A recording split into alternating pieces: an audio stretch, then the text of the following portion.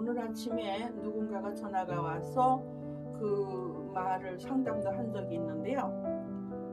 고통을 크게 겪은 사람, 많이 겪은 사람은 하나님께서 회복해 주시면 크게 사용하실 사람이고, 그냥 조그마한 고통 속에서 그냥 응답을 바로 주셔갖고 잘 사는 사람들도 많이 있어요. 그런 사람들은 평신도로서 또 주님의 일에 또 쓰임받는 사람들도 많이 있고요. 그런데 정말 견딜 수 없는 비참한, 내가 원하지 않는 그런 길이 열려서 어쩔 수 없이 죽기를 원해도 죽을 수도 없고, 그런 때가 되어서 그런 경험을 했다면은 그것은 하나님께서 큰 뜻이 있으시다고 말씀을 드릴 수 있습니다. 엊그저께 제가 서점에 가서 책을 한 권 샀는데, 세 권을 샀는데 그 중에 한 권이 고통에는 뜻이 있다. 고통에는 뜻이 있다. 이런 제목의 옥하는 목사님이 쓴 책인 것 같습니다. 고통에는 뜻이 있다. 물론 그거는 옛날에 다 알았지만, 그래도 그 옥하는 목사님이 쓴 건 모르고 그냥 그 제목만 보고 제가 샀어요. 아직 그거는 안 봤는데, 그거는 이제 처음 단계에서 그것을 깨닫는 그런 은혜를 받아야 합니다. 저는 그 단계를 그 13층이라는 꿈을 꾼 후부터, 그거는 이제 나중에 이제 풀어놓겠지만, 13층이라는 꿈을 꾼 후부터 제 일생에 그 길이 이제 지금까지 걸어왔는데요.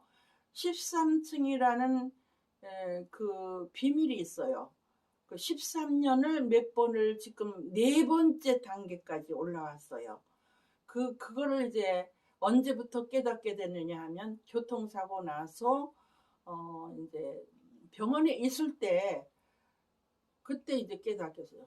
내가 학교 졸업하고 내가 학교를 다니게 해주시면, 대학을 나오게 해주시면, 공부를 하게 해주시면 하나님 일을 하겠어요 했는데, 너무 답답해서 학교를 갈 길이 안 열렸어요. 그때 우리나라는 피난 후였고 우리는 피난민이었고, 또 오빠들은 다 뭐 학교 교사였고 목사님이었고 뭐 다 이랬는데, 그래도 우리는 집을 다 버리고 나온 사람들이기 때문에 월급밖에 받는 게 없었잖아요. 그래서 식구는 많고 어려웠어요. 그러니 학교를 가야 하는데, 중학교 다니다가 내가 몸이 아파서 쉬고 있는 동안에 학교를 안 보내주니까, 집안 형편 다 아니까 내가 나 학교 언제 가 이런 거를 못 물어봤어요. 그래서 혼자서 고민을 하면서 하다가, 그 오빠가 교회에 담임 목사님으로 그 사역하는 그 교회가 크고, 또 집안에 피아노도 있고 그래도 잘 넉넉한 교회였어요. 그래서 우리 많은 식구들을 다 이렇게 살 수 있게 또 협력을 해 주었고, 그런데 이제 그 학교를 언제 가느냐고 아무리 생각해도 안 돼요. 근데 너무 답답하니까 교인들이 와서 믿음 하는데, 도대체 믿음이라는 게 뭐냐? 하나님, 정말 하나님이 계신다면 나 오늘 꿈속이라서도 나를 학교 언제 갈 수 있는지 그거 알려주세요. 내가 성경에서 꿈에 대한 얘기를 들어본 적도 없어요.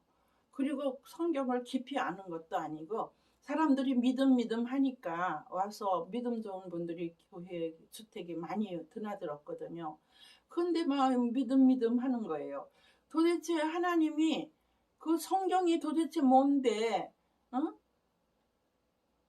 그러면 그 믿음 있다고 만약에 물에 빠져도 하나님 뭐 부르면은 살려줄 건가? 내가 불 속에 빠져도 하나님 살려줄 건가? 그게 믿음이 안 생기는 거예요. 도대체 믿음이 뭐며, 성경은 도대체 누가 썼는지 그걸 알아야 되겠더라고요. 그리고 이제 학교를 또 언제 가게 되는지 그게 답답한 적이 있었어요. 그래서 하나님 오늘 밤에라도 내가 학교 언제 가겠는지 알려주세요. 하나님이 정말 계시다면 꿈속에서라도 나를 알려주세요. 이렇게 했는데 그때 본 꿈이 13층이라는 13층에 불이 붙고 있었어요. 13층에 불. 그게 바로 성령의 불이었는데 내가 학교 졸업하고 13년 만에 성령의 불을 체험한 거예요. 그 이전에는 전혀 몰랐어요. 그냥 교회에서 배우는 목사님 말씀 설교 듣고 선생님들한테 배우고 그것뿐이었거든요. 그러니까 하나님을 절대로 믿을 수가 없었죠. 되게 의심이 많았어요. 의심 많은 도마처럼. 그러나 도마도요, 의심이 많았지만 사실은 도마도 크게 쓰임받았다고 저는 믿고 있어요. 도마가 나쁜 사람이 아니에요. 믿음이 없다고 나쁜 사람 아니에요. 자기 지식으로는, 자기 상식으로는 도저히 알 수 없는 하나님의 비밀이 있기 때문이죠.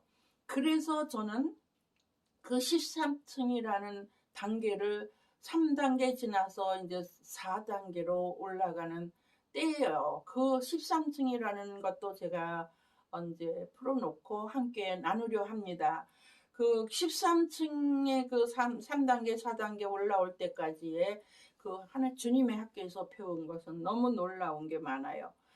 그걸 뭐 하루 이틀에 다 풀어놓을 수가 없어요.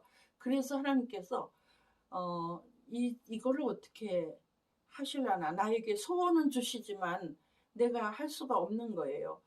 그래서 답답하고 이 어려운 걸 나도 어려운데 이 어려운 것을 풀이하고 알아들을 수 있는 그 은사를 받은 사람들을 만나고 싶었어요. 그러나 지금까지는 만나지 못했습니다. 가다가 놀라운 예언을 해준 분들이 있습니다. 그것까지 이제 다 이제 풀어놓을 때가 있겠죠. 그래서 하나님은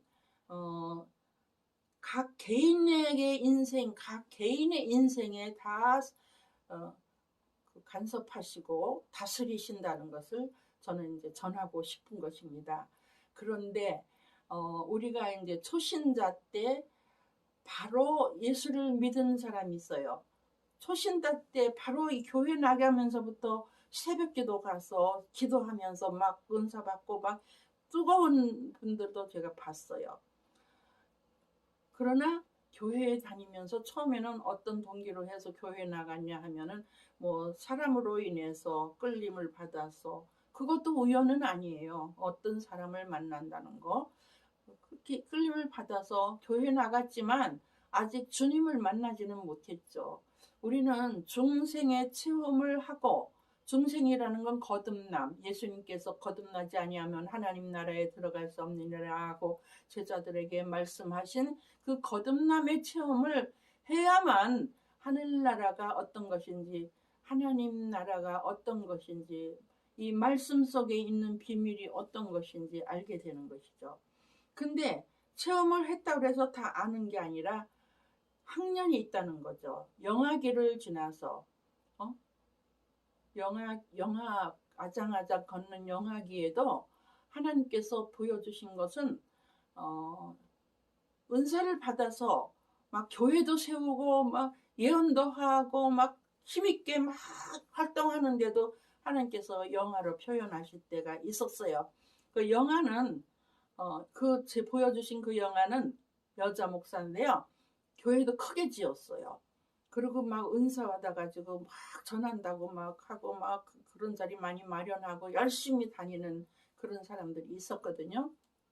근데 주님께서 나에게 보여주신 것은 이제 영아 아장아장 걷는데 큰 신발을 신고 큰 사람처럼 걸으려고 막 이렇게 하는데 그게 잘 안 걸어지는 거죠.